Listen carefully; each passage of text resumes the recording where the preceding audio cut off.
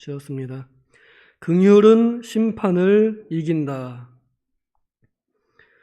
야고보서는 믿음이 있는 사람이 당연히 우러나오는 믿음의 행위를 설명해 주는 책입니다. 믿는 사람들이 마땅히 행해야 할 행동과 말들을 가르쳐 줍니다. 이 야고보서의 저자를 우리는 야고보 선생님 이렇게 부르는데 예수님의 육신의 동생 야고보일 것으로 그렇게 다들 추정합니다.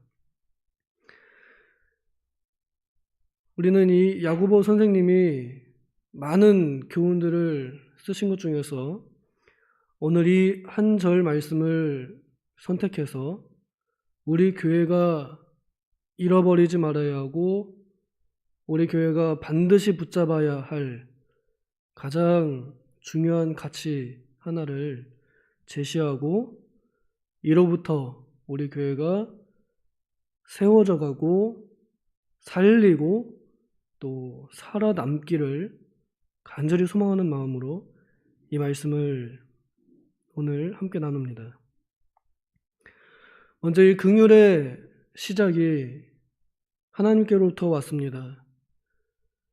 이 세상에 있는 모든 죄인들은 스스로는 도저히 헤어나올 수 있는 방법이 없어서 하나님께서 스스로 죄로부터 구원하는 방법을 내셨습니다. 그것이 바로 예수님의 십자가입니다.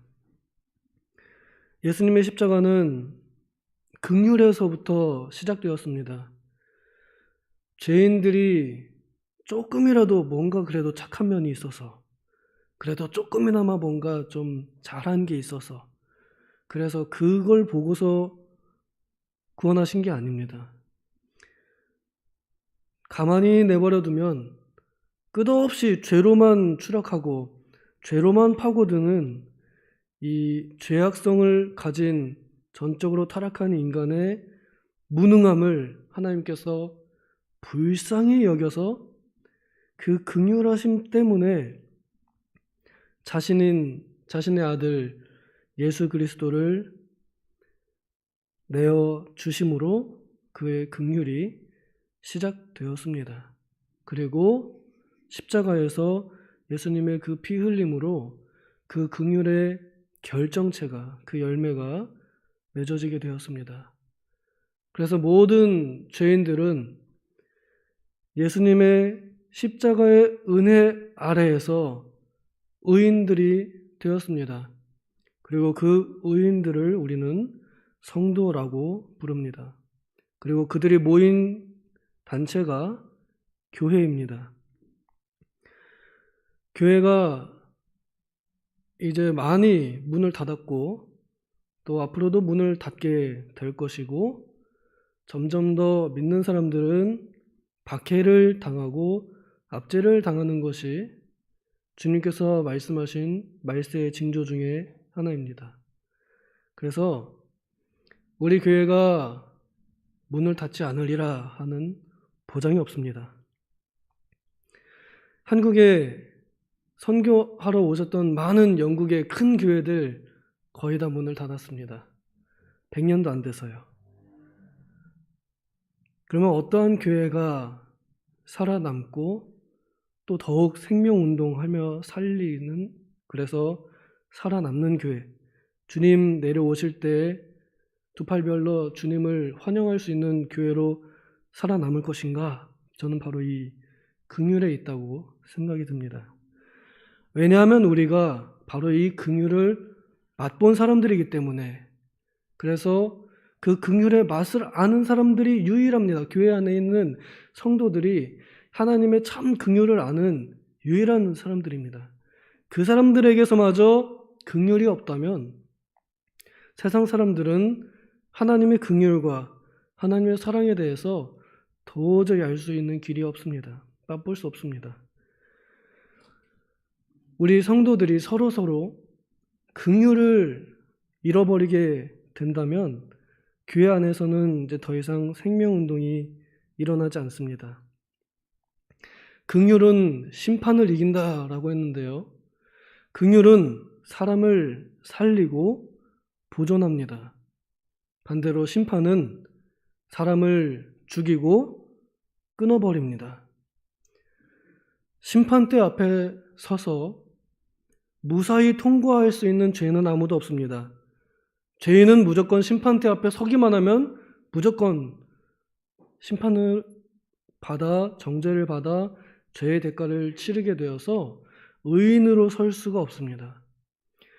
우리가 다 죄인이고 여전히 죄악된 생활 속에서 허덕이고 있지만 그래도 하나님의 거룩하신 보좌 앞에 서서 담대히 나아갈 수 있고 서 있을 수 있고 저 같은 사람도 감히 하나님의 말씀을 전한다고 설 수 있는 것은 우리가 뭘 알기 때문이나 혹은 우리가 기도를 좀 많이 했거나 우리가 성경을 좀 읽었거나 배웠다고 해서 자격이 만들어진 것이 아닙니다.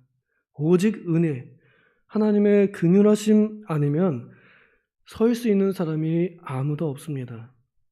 그래서 노래도 있죠. 은혜 아니면 나 서지 못하네.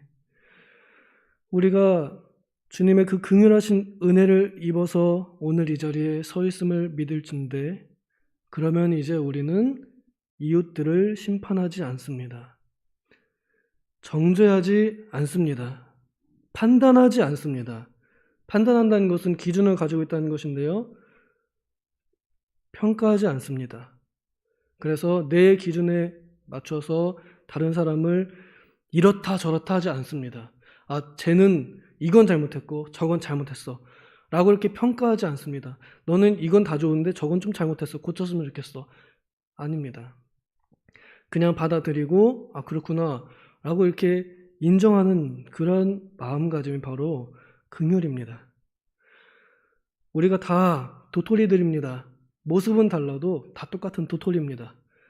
그렇다고 그런 도토리끼리 서로 너가 더 못났네, 너가 더 잘났네 이렇게 말한들 우리는 다 도토리입니다.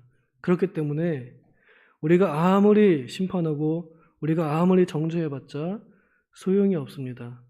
오히려 그러한 정죄와 또 심판과 또 판단과 평가의 말, 또 행동, 눈빛은 우리의 사랑하는 형제들을 죽입니다. 그들은 그리스도의 피로 구원받은 사람들입니다. 그리스도의 피로 다시 살아난 생명들을 그리스도의 피로 살아난 사람들이 서로 죽이는 것입니다. 이것이 과연 그리스도의 십자가가 서 있고 그리스도의 십자가가 살아있는 사람이라 할 수 있을까 모르겠습니다. 그래서 저는 우리 성도들이 성도라는 이름을 가지고서 긍휼 없이 대할 때 저는 예수님의 십자가를 발로 차버리는 일이 아닌가 생각이 듭니다.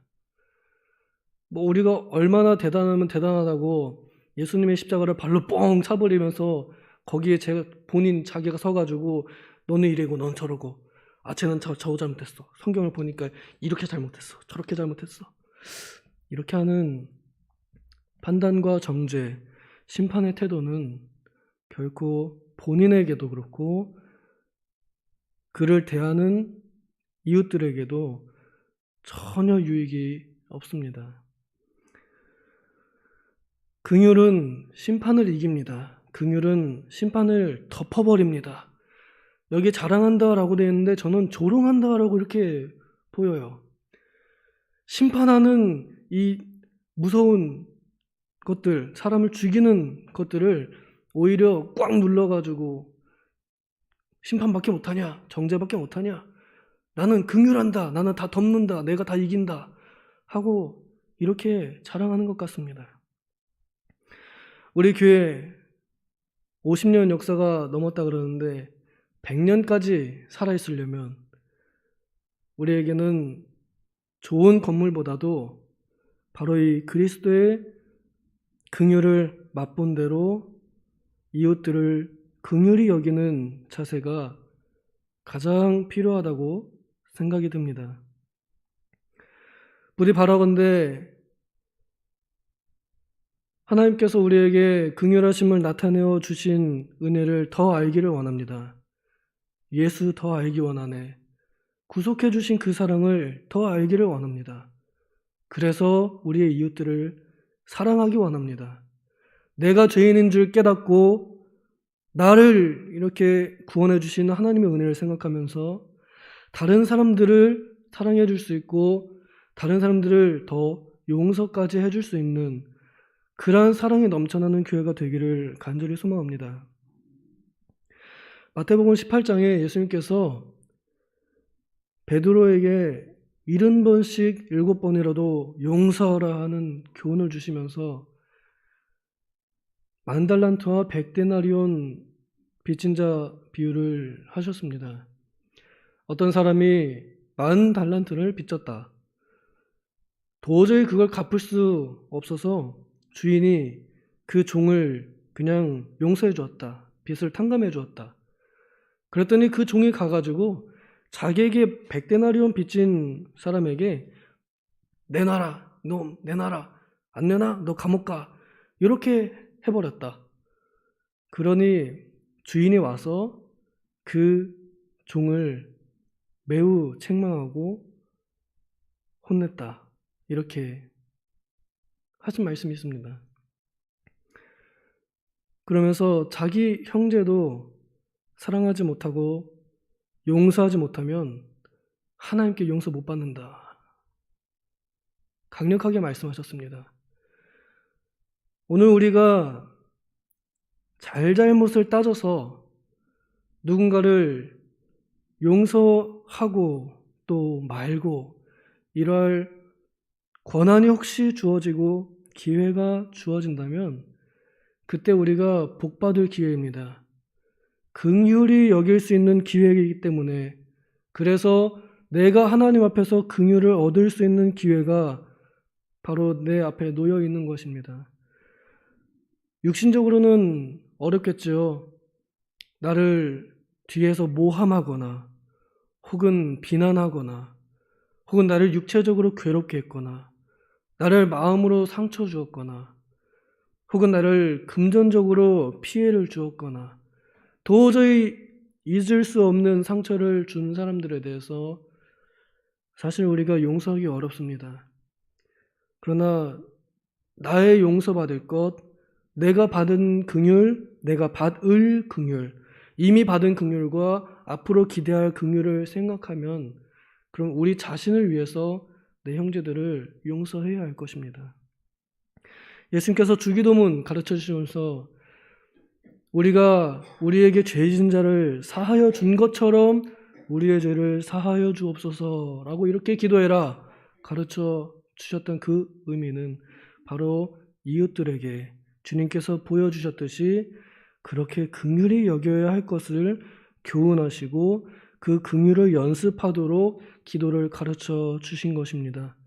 오늘 우리가 이 한 가지 교회가 가져야 할 가장 중요한 가치라 하는 긍휼을 잃어버리지 않고 누가 누구에게 잘못한 일이 있으면 주님의 인자하심을 맛본 사람들로서 그들을 긍휼하게 불쌍히 여기는 마음으로 너그러이 용서해주는 교회가 되기를 소망합니다. 기도하겠습니다.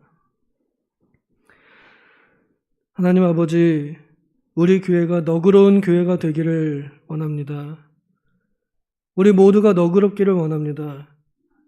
그리하여 따지지 않고 묻지도 않고 주님께서 우리의 죄를 묻지 않으시고 우리의 죄를 따지지 않으시고 그저 그 십자가의 피를 흘려주셨던 것처럼 우리도 그 똑같은 피를 받았으니 같은 은혜로 형제들을 불쌍히 여기며 용서해주고 덮어줄 줄 아는 사람들이 되게 하여 주시옵소서. 그리하여 포근한 교회로 누구든 죄인이 오면 쉴 수 있고 누구든 죄인이 오면 그리스도의 사랑을 맛볼 수 있는 교회가 되게 하여 주시옵소서. 그리하여 주님을 사랑하는 교회가 되게 하여 주시옵소서. 예수님의 이름으로 기도하옵나이다. 아멘.